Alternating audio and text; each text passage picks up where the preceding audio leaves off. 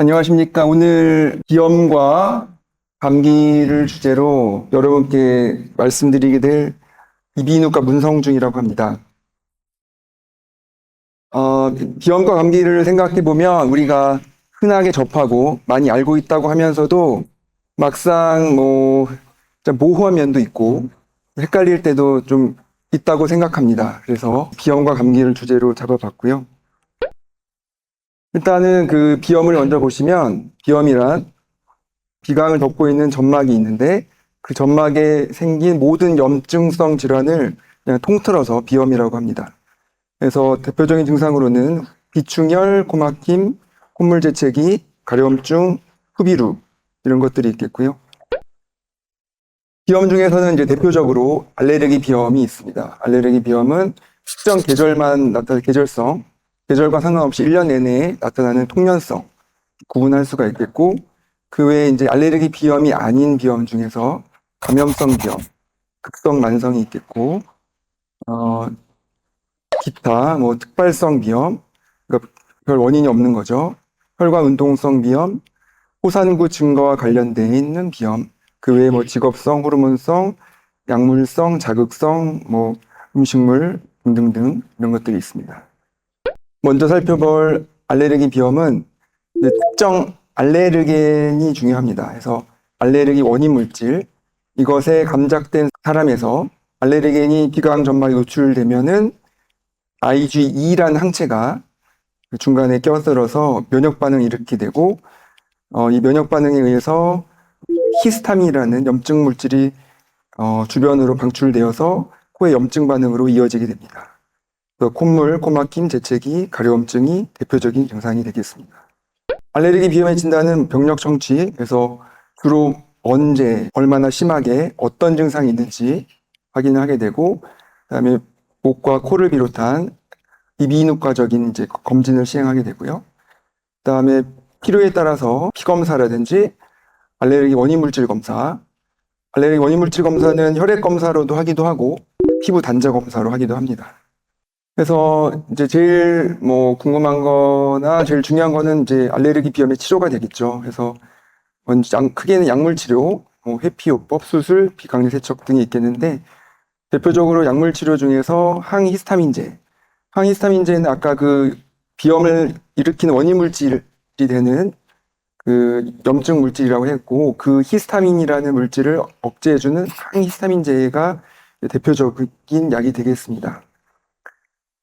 기존에 이비인후과에서 약을 먹으면 졸립다, 그런 말씀을 많이 하시는데, 대표적으로 이 항히스타민제가 졸린 경우가 많습니다. 그래서 약에 욕에 들어가면은 졸리고 나른하고 그런 증상도 유발이 되게 되고, 최근에는 이게 1세대, 2세대, 3세대가 있는데 1세대는 많이 졸렸습니다. 하지만 좀 좋은 약이 나와서 괜찮다고 하는데, 그 2세대나 3세대의 항히스타민제는 졸리지 않습니다.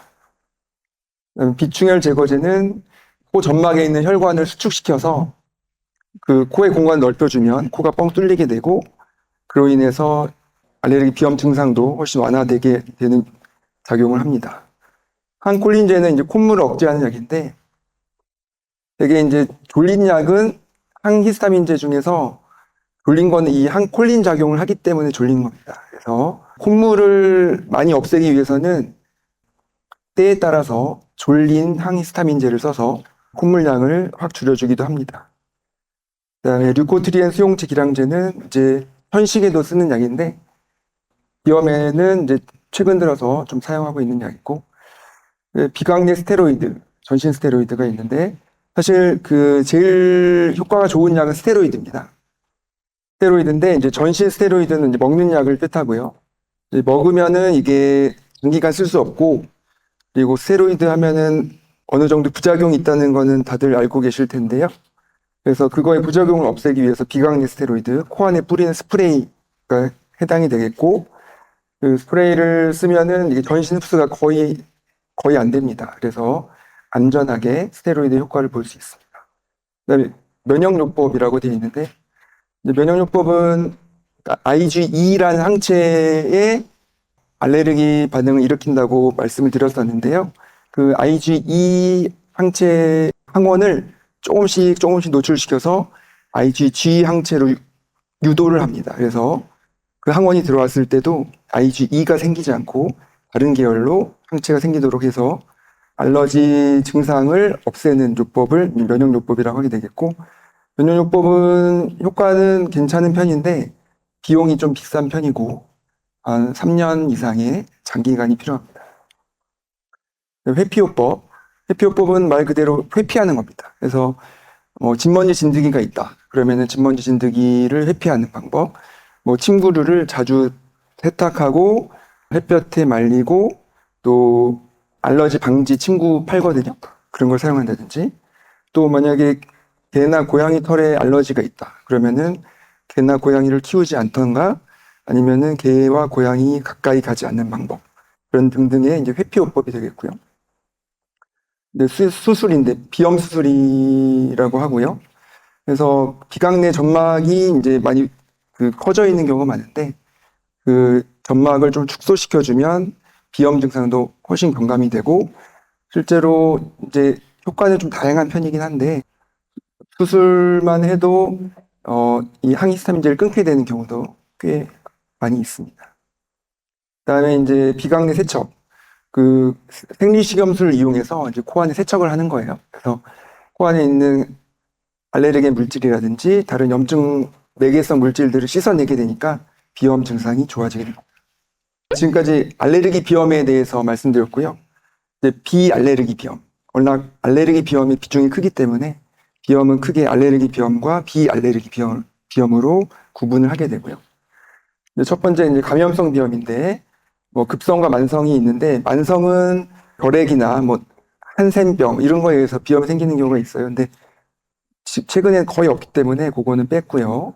급성 비염, 이제 흔히 이제 코감기라고 하는 것이 이제 비염입니다. 그래서 외래에서 가끔 보면 비염이냐 감기냐 질문하시는 분이 계신데 이제 명확히 구분은 되지 않습니다. 그래서 비염은 비염인데 그게 이제 감기 바이러스에 의해서 생긴 비염은 비염이자 이제 감기가 되는 거고 그게 이제 히스타민이라는 물질에 의해서 생겼다. 그러면은 알레르기 비염이 되는 거고. 그래서 급성 비염의 원인에는 이제 바이러스성 세균성이 있겠고 혈관 운동성 비염은 이거는 그 자율신경계에 영향을 받게 됩니다. 그래서 온도나 습도 변화, 대기 오염, 담배 연기, 강한 향기 등등 있으면은 이제 콧물이 물처럼 이제 완전 콸콸 쏟아진다. 그런 분들이 계시는데 아니면은 집안에 있다가 밖에 나가면은 콧물 때문에 못 살겠어요. 또는 괜찮은데 밥만 먹으려고 하면 콧물이 엄청 나와요. 혈관 운동성 비염에 해당되겠습니다. 그다음에 평상시에 이제 코가 엄청 막히다고 해서 약국에서 코를 뻥 뚫어주는 스프레이를 사서 쓰는 분이 계신데 대표적인 게 이제 오트리빈이라는 약이 있어요. 근데 이거는 효과는 상당히 좋습니다. 단기적으로는. 그래서 뿌리면은 코 안에 점막이 확 수축되기 때문에 막혔던 코가 뻥 뚫립니다. 하지만 이거는 장기간 쓸 경우에는 반동성 혈관 확장이라고 해가지고 혈관이 있다가 약이 들어오면 수축해요. 다시 시간 지나면 확장했다가 또 약이 들어오면 수축하고. 근데 수축이 너무 강력하기 때문에 이거를 1주, 2주 그 이상 쓰게 되면은 이제 그 혈관이 뻗어버립니다. 그러면은 약을 써도 효과가 미미해지고 시간 지나면은 코가 더 많이 막히는. 그리고 그거는 비가역적입니다. 그래서 다른 약으로 조절이 안 되는 그런 상태가 될 수 있기 때문에 아주 심할 때는 써도 되는데 한 3일 정도 썼으면 같은 기간 3일 정도는 휴식 시간을 갖고 사용하도록 해야 합니다. 그다음에 비후성 비염은 이제 여러 가지 어떤 이유에서든지 점막이 부어 있는 경우를 이제 비후성 비염이라고 하게 되고 비후성 비염은 이제 비염 수술로서 점막을 수축시켜줘서 공간을 확보하게 되면 그게 이제 비후성 비염의 치료 방법이 되겠습니다. 지금까지 비염에 대해서 말씀드렸고요. 이제 감기에 대해서 말씀드리겠습니다. 감기는 지금도 명확한 정의가 좀 모호한 면도 있습니다. 이제 바이러스 감염에 의해서 생기는 호흡기 질환을 정의하고 있고요. 각 기관마다 정의가 워낙 다르기 때문에 영국의 한 기관에서 정의한 바에 따르면 약하게 나타나고 저절로 좋아지는 상기도 감염으로서 콧물, 코막힘, 재채기, 목의 통증, 기침 등을 유발하는 질환을 말한다. 이렇게 정의하고 있습니다. 근데 감기와 관련돼서는 여러 가지를 살펴볼 수 있는데요.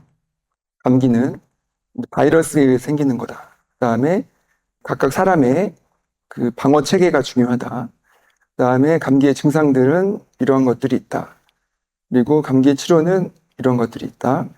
근데 다른 질환과 다르게 감기에서는 특정 지역에서마다 전해져 내려오는 어떤 신화나 믿음 같은 게 있습니다. 그래서 우리나라 같은 경우는 뭐 감기 걸렸을 때 뜨거운 뭐 콩나물국에다 고춧가루 뿌려서 마시면은 좋아진다. 또 아니면은 몸을 춥게 하면은 뭐 감기가 걸린다.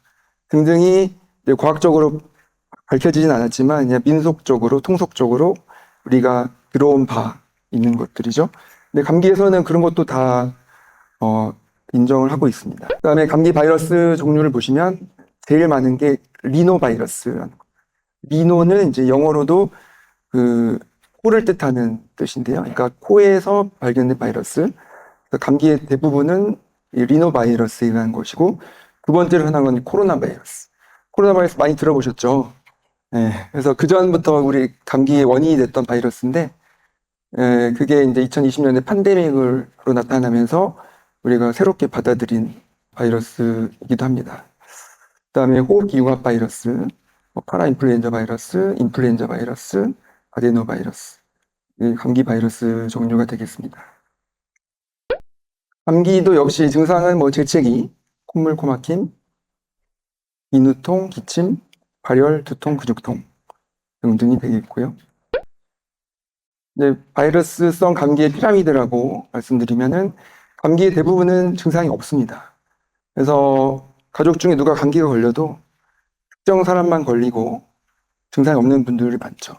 이거는 그 사람의 면역력이 관련을 하게 되고, 그래서 감기가 걸렸다는 거는 다른 진단 방법이 있는 게 아니라 아까 말씀드렸던 콧물, 코막힘, 재채기, 목 아픈 거, 기침, 발열, 두통, 전신통 그런 증상이 나타나게 되면 이제 그걸 이제 감기라고 하게 되고요.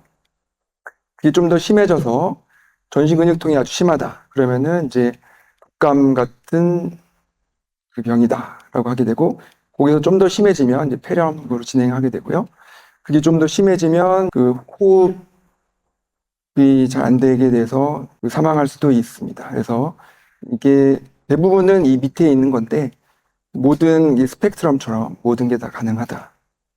감기에 대해서 개괄적으로 보는 피라미드 그래프가 되겠고요. 그래서 감기 위험 요인은 무엇이냐? 사람들이 많은 곳에 가는 거, 크라우딩, 그다음에 스트레스 받는 거, 그다음에 담배나 술, 그다음에 사회적으로 활동을 열심히 하는 거, 그다음에 개개인의 면역력, 그다음에 성별, 영양 상태, 그 추위에 노출되는 거, 계절에 따라서, 수면 여부, 나이에 따라서, 운동 여부. 운동도 적당히 하면은 감기에 도움이 되지만 과도한 운동을 하면 오히려 감기에 취약하게 됩니다.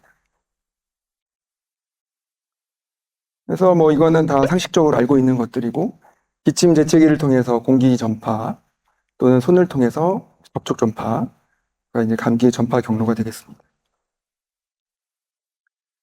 근데 그 감기의 증상은 그럼 과연 어떻게 나타나느냐? 이게 이제 점막이라고 하면은 그 바이러스가 침투를 했습니다. 그래서 이 국소적으로 염증 물질 사이토카인이라는 거를 이렇게 배출하는데 그 중에서 뭐 전문 용어긴 하지만 브라디키닌이라든지 프로스타글란딘이라는 염증성 매개 물질을 분비하게 되면 국소적인 증상들이 나타납니다. 재채기, 콧물, 코막힘, 기침, 목의 통증 이런 것들이 나타나게 되고 이게 이제 혈류를 타고 전신에 퍼지게 되면 그 신경계나 관절이나 근육에까지 염증성 사이토카인들이 전달이 되면서 열이 나고 전신 근육통, 그다음에 관절통, 그다음에 머리 아프고 피곤하고 뭐 졸린다든지 이제 신경계가 영향을 미치기 때문에 졸린다든지 뭐 신경질이 난다든지 다른 이제 증상들까지 다 포함할 수 있습니다.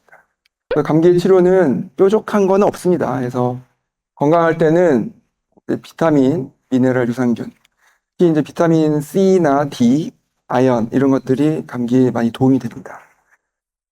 그다음에 감기 초기에는 이제 항바이러스 효과를 나타내는 뭐 액티나시아라든지 펠라고니움이라는 이제 약초들이 있습니다. 이런 걸 쓰면은 좀 도움이 될 수 있고요. 이제 감기약은 이제 증상 치료가 되겠습니다.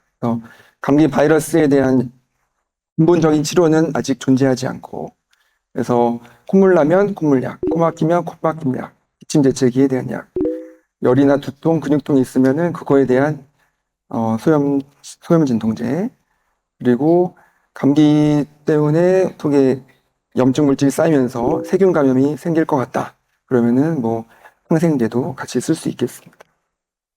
감기는 증상이 가볍고 천천히 진행되는 편이고, 독감은 갑자기 38도가 넘는 열이 난다든지, 전신 근육통이 심하다든지 피로하다든지 등등이 감별점이 되겠습니다. 그래서 지금까지 이제 감기에 대해서 설명드린 걸 정리해 보면은, 감기라는 거는 단일 질병이 아니라 다양한 그 감기 바이러스가 일으키는 증상들을 아우르는 개념이 되겠고, 알레르기 비염은 히스타민에 의해서 생기는 반면에 감기는 프로스타글란딘이나 브라디키닌 같은 염증 매개 물질에 의해서 증상이 나타난다 말씀드릴 수 있겠습니다. 굳이 따지자면은 이제 재채기나 가려움증은 감기에서는 드문 편이고, 이거는 비교적 알레르기 비염의 특징적인 증상이 되겠습니다. 그다음에 코비드 19의 감기, 아까 코로나 바이러스 잠깐 말씀드렸지만 이제 코로나 바이러스도 이제 감기가 됐죠. 그래서 지금은 코로나 때문에 막 검사하고 호들갑 떨고 할 필요까지는 없을 것 같습니다. 근데 이거는 뭐 공식적인 얘기는 아니고, 제가 이제 감기에 대해서, 주제에 대해서 공부를 하면서 이런 언급이 있긴 있었습니다. 그래가지고 말씀을 드리고요. 그다음에 이제 바이러스성 호흡기 감염 질환에 대한 면역 반응을 말씀드리려고 합니다. 이제 대표적으로 코로나 바이러스인데요. 2020년부터 거의 3, 4년 동안 우리의 일상을 옥죄던 코로나 바이러스인데 이렇게 생겼습니다. 그래서 스파이크 프로테인, 엔벨롭 프로테인이 있고, 그리고 불클레오 캡시드 프로테인이라는 것들이 있습니다. 그래서 사람의 상기도 점막 세포에 분포하는 AC2라는 그런 그 표지자를 통해서 세포 안에 침투하게 되고, 그 감기 증상을 심하게 일으키는 바이러스입니다. 우리 사람의 호흡기의 미세 구조는 이렇게 생겼습니다. 이게 그 기저막이라고 그래가지고 아주 튼튼한 막이 있고, 요 밑에는 메인 바디가 되겠고, 여기가 이제 흔히 말하는 호흡기 상피세포입니다. 상피세포는 여기 베이스먼트 멤브레인 기저막 위에 이렇게 약하게 붙어 있는 거고, 여기 점액이 흐릅니다. 점액이 흘러서 대부분의 뭐 세균이라든지 바이러스라든지 알레르겐 같은 건 이 점액에 씻겨서 아예 이 상피세포에 닿지도 않고 씻겨 나갑니다. 혹시 닿더라도 요 섬모들이 움직이면서 다 씻어내고요. 그리고 이제 여기 상피세포에 이게 닿으면서 염증을 일으키게 되면 그때부터 증상이 나타나게 됩니다. 그래서 감기가 딱 들어왔을 때 우리 몸은 이제 면역 반응을 일으켜서 감기를 퇴치하게 되는데, 크게 이제 항원을, 이제 그 병균 같은 거를 항원이라고 하는데, 제거하는 반응으로 선천 면역 반응과 후천 면역 반응이 있어요. 근데 감기에서는 이 선천 면역 반응이 아주 중요합니다. 후천 면역 반응은 거의 역할을 하지 않습니다.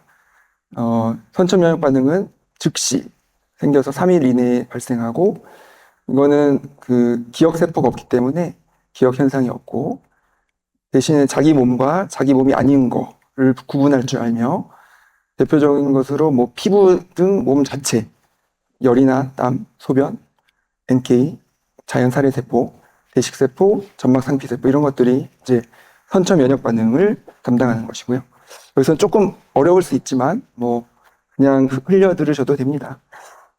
후천 면역 반응, 이거는 이제 3일 이후에 늦게 나타나는 반응이고, 이거는 기억을 하며 특정 항원에 선택적으로 발현을 하고, B 림프구와 T 림프구가 대표적입니다.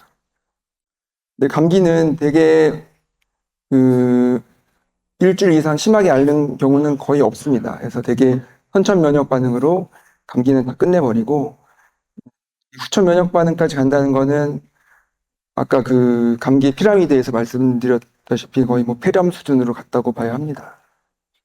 그래서 첫 3일까지는 그 선천 반응이 이렇게 나타나고 그래서 처음에 제일 중요한 거는 호흡기 점막 상피세포의 인터페론 알파, 인터페론 베타, 알파와 베타가 작용을 하게 되고 그게 바이러스의 증식을 억제하게 됩니다.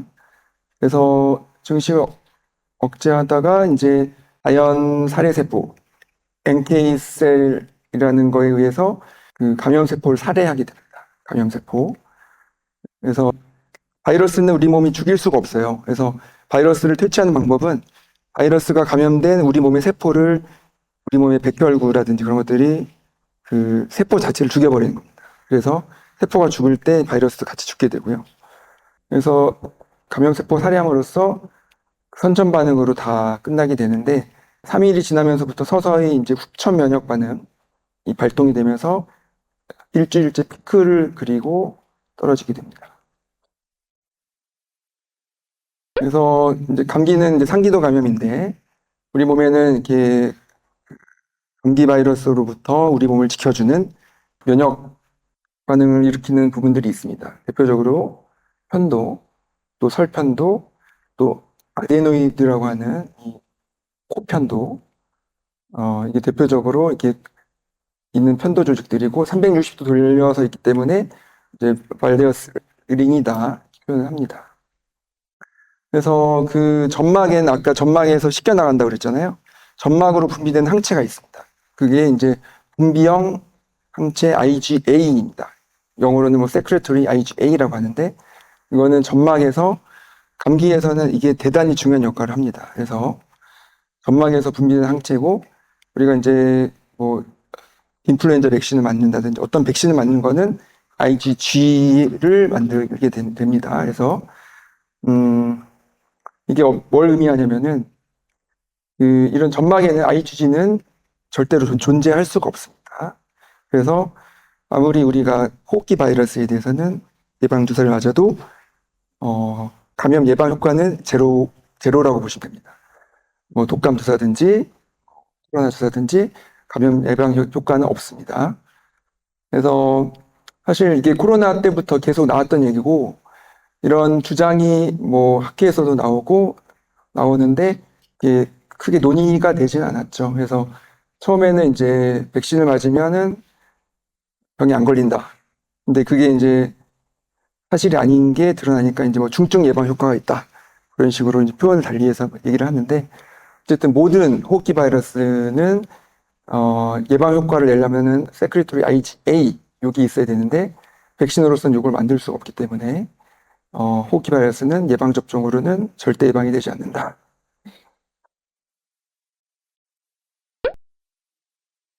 그래서 아까 설명드린 건데 이 기저막으로 막혀 있는 거고 홍채는 여기에만 돌아다닙니다. 근데 바이러스는 여기에 염증이 일으키기 때문에 이게 아주 두꺼운 막이기 때문에 요걸 침투할 수가 없습니다. 그래서 이거는 이제 면역학 교과서에 실려 있는 내용이고 뭐잘 보이진 않겠지만